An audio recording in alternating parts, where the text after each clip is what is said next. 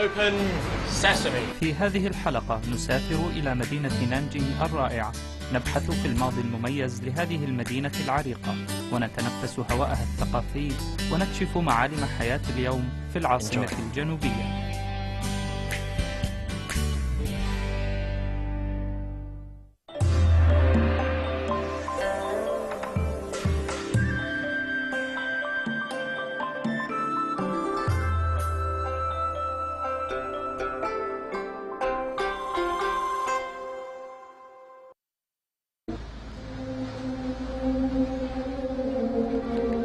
Open Sesame.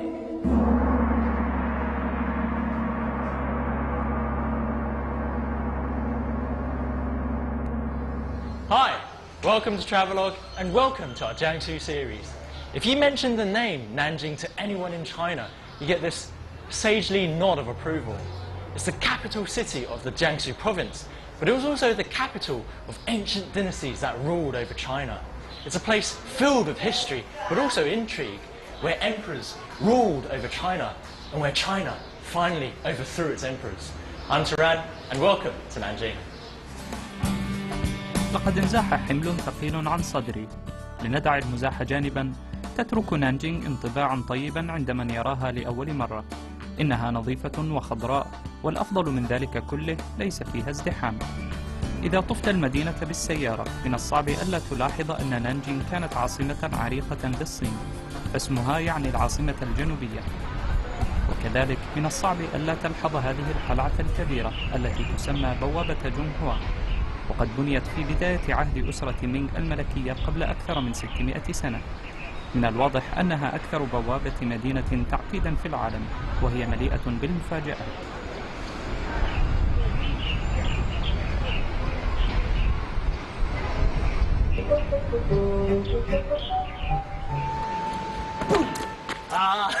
I bet I scared you, didn't I? I bet you don't know what this is. This was a cave for hiding soldiers, and when enemies from over on the other side of the city wall would survey for weaknesses in Nanjing's defence, they'd look at Zhonghua Gate and they'd see it as relatively undefended. So when they poured in through the entrance, what they didn't know was that there were 27 of these caves that could hide up to 3,000 soldiers who would pour out, surround them, and then do away with them.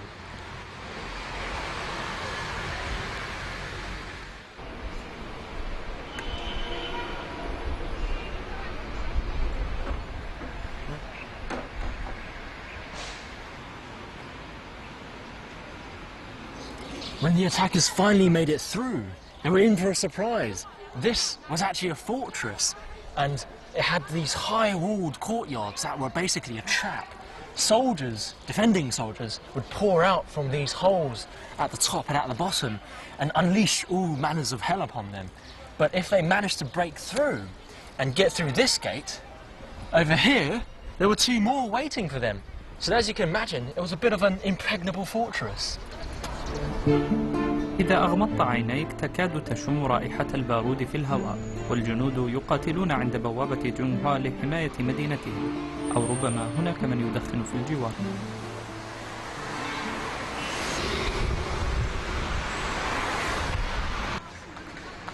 على أي حال، وجهتنا القادمة هي مؤسسة هامة أخرى في نانجينغ.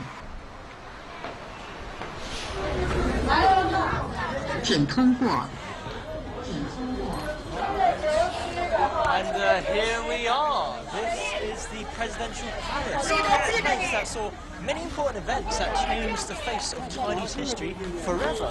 And now it's open to the public.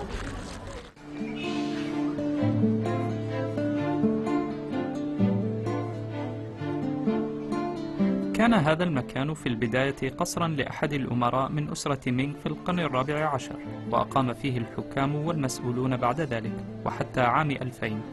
وعلى الجدران سترى صور الزعماء الذين سكنوا هذا القصر، وبالإضافة إلى إتاحة الفرصة لك لتقدر ذوقهم الفائق في الثياب، تأخذك هذه الصور في رحلة مصورة عبر جميع الأحزاب التي حكمت الصين منذ أواخر القرن التاسع عشر.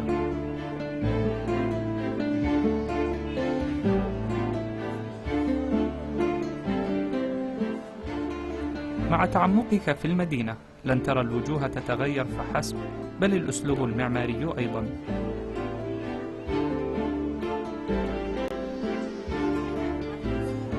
Looks pretty good, right? This is the Shu Garden, actually the oldest part of the presidential palace. It was built around 600 years ago in the Ming dynasty and is the oldest part of this place. أشعر أنني عدت إلى عهد أسرة مينغ، وأمل أن مروري لم يزعجني. على أي حال، شق طريقك إلى الجانب الآخر من الحديقة وستدخل عهدا آخر. حدث هنا أمر مهم جدا. عقد أول اجتماع لمجلس الوزراء الصيني في هذه القاعة. لا يبدو هذا حدثا مثيرا جدا عندما نسمع به الآن، ولكن في ذلك الوقت كان حدثا تاريخيا، فحتى تلك اللحظة كان كلام الإمبراطور يعتبر قانونا. وفي هذا الاجتماع وجد شعب الصين أخيرا صوته.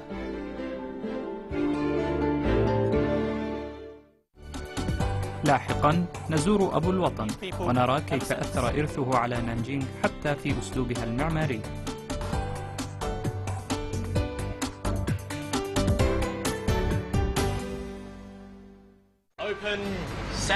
في هذه الحلقة نسافر إلى مدينة نانجينغ الرائعة، نبحث في الماضي المميز لهذه المدينة العريقة، ونتنفس هواءها الثقافي، ونكشف معالم حياة اليوم في العاصمة الجنوبية.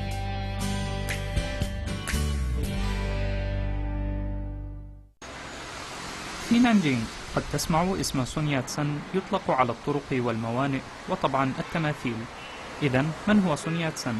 باختصار هو ثوري وضع نهاية للحكم الإمبراطوري في الصين، ويقع ضريحه في الجانب الشرقي من المدينة.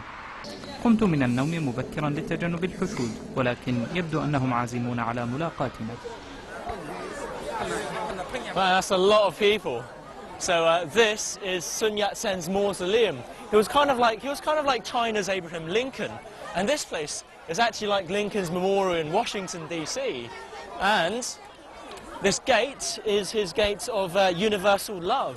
So now this place has been made into a free park. You can kind of feel the love in the atmosphere. I know I can. سيدهشك عدد الزوار لهذا الضريح، الأمر الذي يعطيك فكرة عن مدى الاحترام الذي ما زال يحظى به سون يات سن، رغم أنك قد يبقى عليك الشعور بعض الشيء. Sun Yat-sen was kind of like the savior of Chinese people because he put an end to a corrupt feudal system that had ruled over China for around 2,000 years and kind of revolved around the emperor. So if you look up there, that is his world-famous motto. The world belongs to the public, which is something that has stayed in the hearts of Chinese people ever since.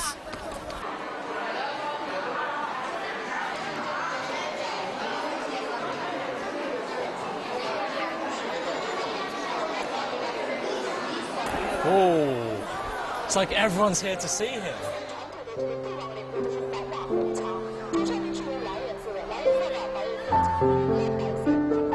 يقع القبر الحقيقي على قمة هذا الجبل، وهو مزيج فريد من الأساليب الإمبراطورية والحديثة، يمثل التغيرات التي شهدتها الصين تحت قيادة سون يات سن. إلى جانب منحك فرصة لتقوم بالرياضة البدنية، تتيح لك السلالم المؤدية إلى القمة الفرصة لتتأمل في مثل سون يات سن ولتأخذ بعض الصور المختارة.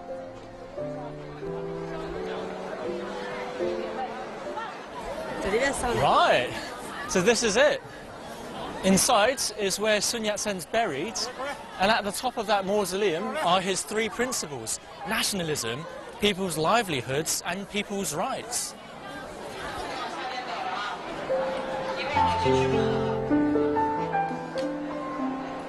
تشعر حقا بأن الاحترام الذي يكنه الناس لسون يات سن حقيقي، ويتلقى قبره الأزهار الجديدة كل يوم.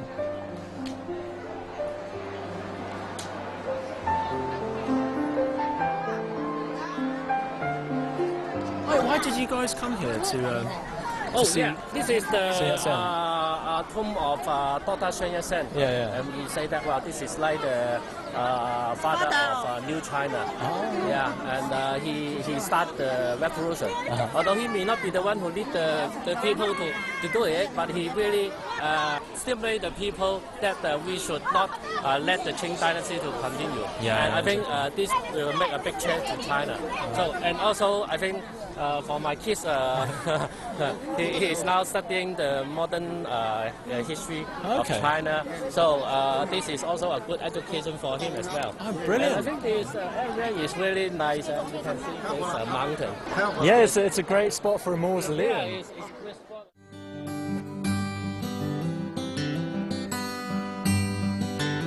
بعد أن رأيت كل شيء في الضريح، هناك مفاجأة سارة في انتظارك أسفل الجبل.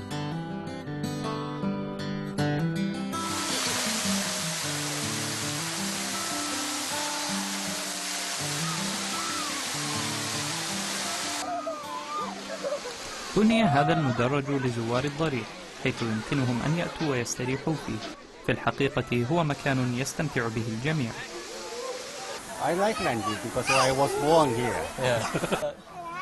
Yeah, I was really surprised when you said Trafalgar Square. Man, I love this place. It's pretty incredible.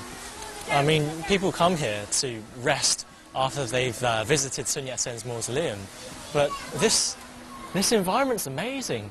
I mean, sitting down here and watching people have picnics, taking their kids around, you feel this kind of togetherness that I just haven't felt in another city, and this place, I can't recommend it enough. It really is brilliant.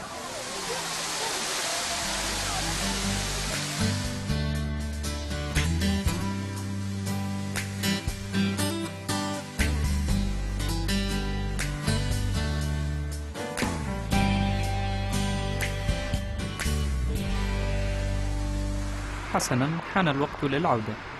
أحد الأشياء التي أحبها في نانجينغ هو كثرة الأشجار في كل مكان، وهو ما يجعل التنقل فيها تجربة ممتعة.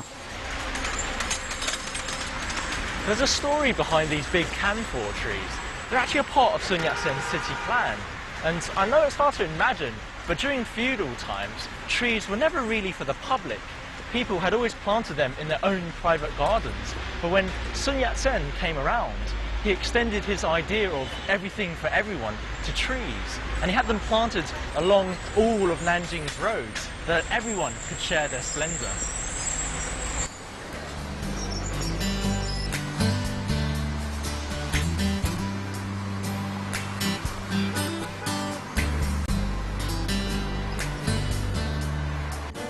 كانت نانجينغ موقعاً اختبارياً لخطة الصين الأولى في بناء المدن الحديثة، وطبق فيها التقسيم الذي يرتكز على كيفية استخدام الأراضي. لا يبدو ذلك مثيراً الآن، ولكن عليك أن تتذكر أن المدن كانت لآلاف السنين تصمم وفقاً لرغبات الإمبراطور وتفضيلاته، إلا أن هذه المدينة هنا بدأت أخيراً تهتم بعامة الناس.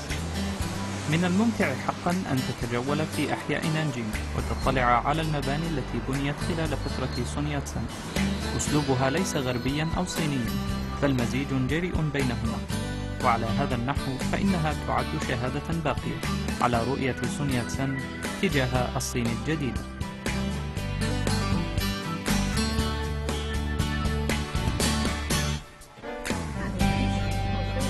إذا تعبت من التجول، أقترح عليك الذهاب إلى مؤسسة ذات شعبية في نانجينغ، مكتبة الطليعة.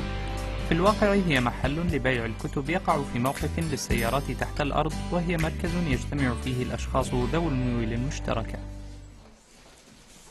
Nanjing's progressing a lot, but I also feel like I'm still in China. Yeah. Like, So it's more traditional to you? Sure. I mean, it's not capital, so it's got all that culture still. I feel people are quite proud here and of that culture, and they're just not as cosmopolitan as other cities like Beijing or Shenzhen or Guangzhou or Shanghai, which I find nicer. I kind of feel that, they want to retain their roots, their history, their culture, which, is nice. It's quite an interesting thing, isn't it? Because there's a bit of a different vibe here in Nanjing. When I go to other cities, I'm looking at the old traditional things while all the Chinese people are looking at the big modern 2-year-old building, and I'm like, come on, that could be anyone. I know what you mean. أنا مولع بالقراءة، وبالنسبة لي متجر الكتب هو أكثر من مجرد مكان لشراء الكتب، إنه تجربة. نجح صاحب المتجر في تحويل هذا المكان إلى أكثر من مجرد متجر للكتب. يأتي الناس إلى هنا لتبادل الأفكار وللدراسة ولمقابلة الأصدقاء وللاسترخاء.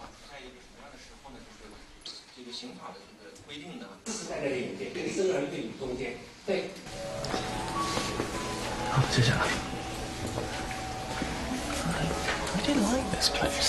It's not just a bookstore. It's kind of like a library, like a place for people to unwind, to take a break from their busy schedule or travelling schedule. Sit down with a nice cup of coffee and a good book. Great place to unwind.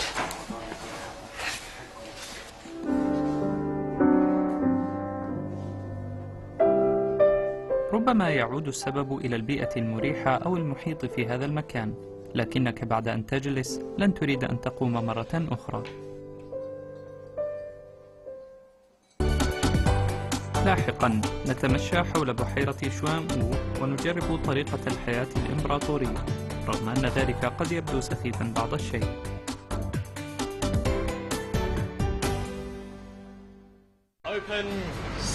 في هذه الحلقة نسافر إلى مدينة نانجينغ الرائعة، نبحث في الماضي المميز لهذه المدينة العريقة، ونتنفس هواءها الثقافي، ونكشف معالم حياة اليوم في العاصمة الجنوبية.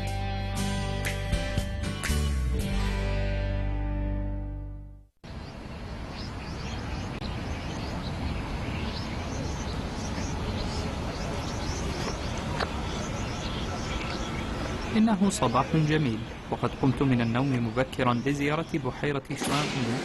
تقع البحيرة في قلب المدينة، وهي مجانية للجميع، وتعتبر أيضا مكانا جيدا لمعرفة ماذا تعني نانجينغ بالنسبة للمحليين.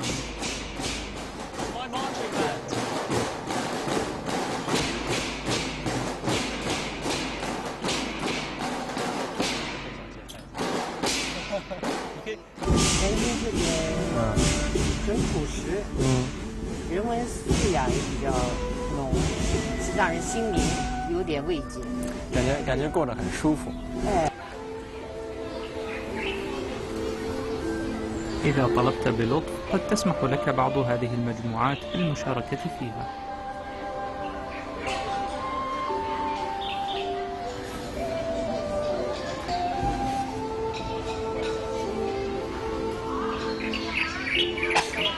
It's not what they say. I mean, Tai Chi is really not an old people's sport. Look at this, I've got sweat pouring down my face and I've somehow managed to attract loads of flies. But this is, regardless, this was still very good and a great way to exercise, I think. Now, time for the next one.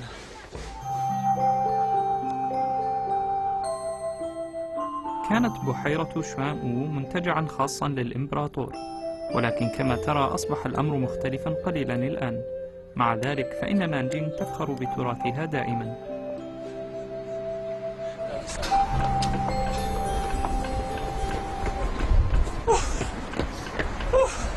Right, so let me catch my breath.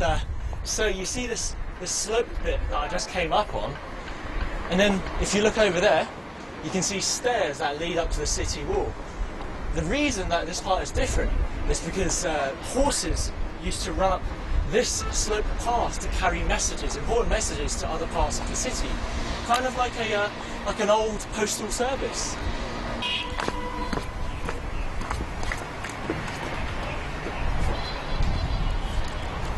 Right, so I came up the stairs this way, and then this is why I ran all the way up to get to here.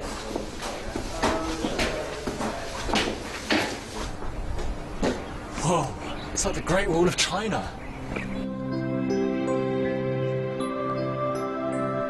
يمكن أن تجد مفتاحا لحل لغز بقاء هذه الجدران هذه المدة الطويلة من الزمن مكتوبا على الطوب. صدق أو لا تصدق، فكل طوبة عليها علامة تصف أين صنع الطوب ومن صنعه. أسلوب عريق لضبط الجو. Oh, so what a nice view. This is, even though the city wall has been around for 400 years since the Ming dynasty, the actual area that it's sitting on, Taichung, has been around since 1600 years ago, since the start of the southern dynasties. And this place used to be the back garden of emperors. And this lake here, the Suomu Lake, was a private getaway, a place for them to come here and relax.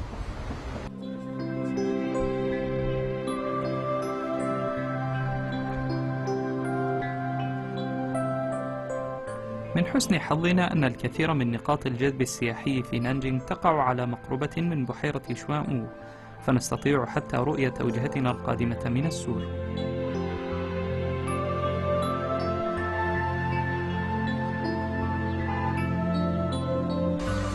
Right, so I've got my ticket to the Jiming Temple. It's right next to Shenwu Lake. And about 1600 years ago, Buddhism really took off in China. And during that time, there was a massive boom in building temples. So this one that we're going to now actually was considered to be the most important one during that time.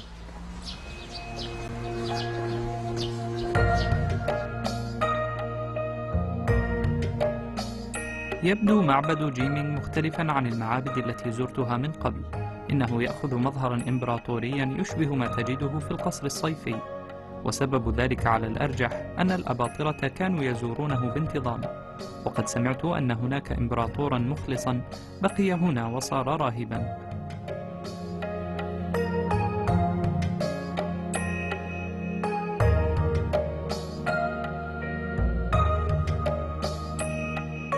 في جنوب الصين الصلاة في المعابد أمر شائع بين جيل الشباب، وفي الماضي كان الأباطرة يأتون إلى هنا للصلاة من أجل الثروة والقوة والصحة الجيدة، والآن يأتي الناس للصلاة من أجل نفس الأشياء تقريبا.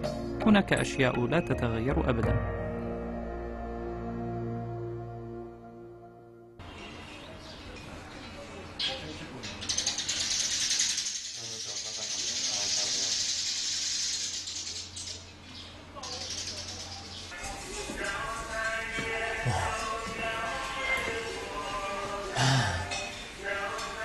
This is pretty incredible.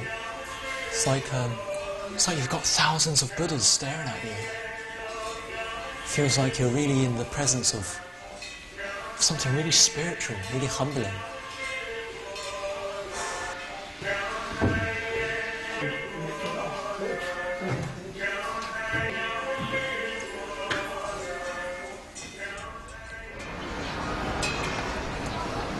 I think Jiming Temple is a bit different to the other temples I've been to.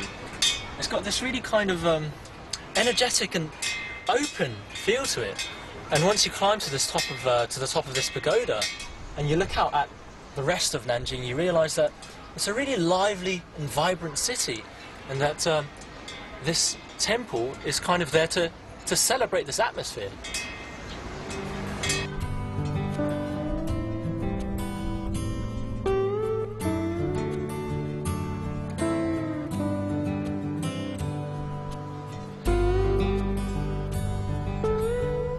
حان وقت العودة إلى بحيرة شوان. إذا أتيت إلى هنا في المساء ترى وجها مختلفا تماما لهذه الحديقة.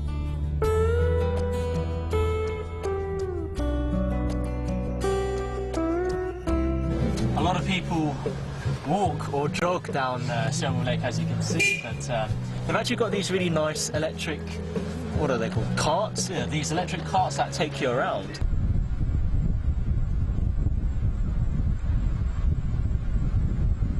I think a really interesting thing about Nanjing, about Shenwu Lake actually, is that when you're inside, you can see this really modern world around you. You see all of these, look at that massive skyscraper over there. But inside it feels really peaceful. So it's like you've entered a kind of oasis within the city. Right now, we're going to go to a very special place, a very cool restaurant, actually looking out at the Shenwu Lake, kind of like an emperor.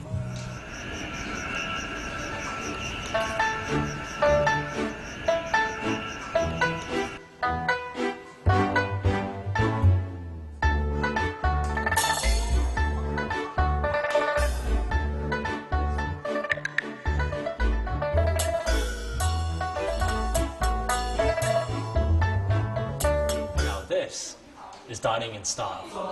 来，开始。松南记，苍南地，南京的方言上儿花地，赵明太子在学武术，苏边是在学武术。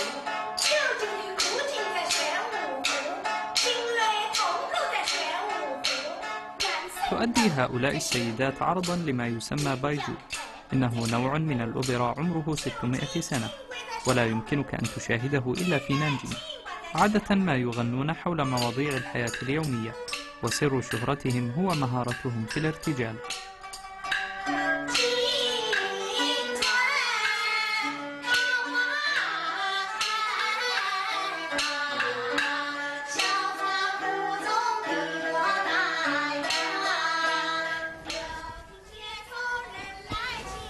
What better way to enjoy the capital of 6 dynasties than to sit by Xiangmu Lake in a pavilion that used to belong to a prince. Enjoy. الجلسة قديمة، لكن الأطعمة معاصرة بالتأكيد. So, this one is well, we've got 2 bowls here. One is a famous Yuhua stone of Nanjing, and the other one is a nice dessert. So, it's a good way to test and see if you're actually intelligent enough to be an emperor.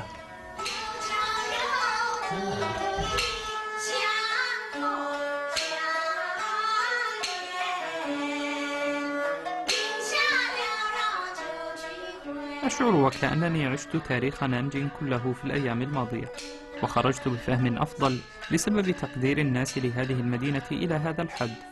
مجمل القول، هذه نهاية رائعة لجولتنا الأولى في نانجينغ. لذا ابقوا معنا في برنامج السياحة في الصين، وتابعونا في الجزء الثاني من رحلتنا في هذه المدينة الرائعة.